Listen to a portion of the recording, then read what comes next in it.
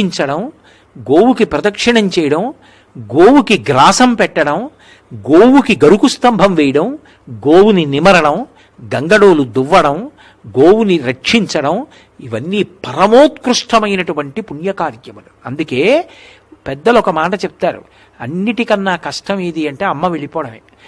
అమ్మని చూడాలి అంటే ఆవుని చూస్తే చాలు.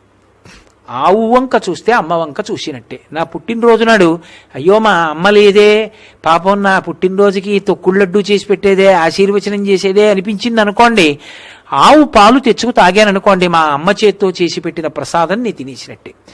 ఆవు అరటిపండు పెట్టాననుకోండి, ఆ రోజున మా అమ్మ నా చేతి భోజనం చేసినట్టే. గోవుకి ప్రదక్షిణం చేస్తే మా అమ్మకి నేను నమస్కారం చేసేసినట్టే.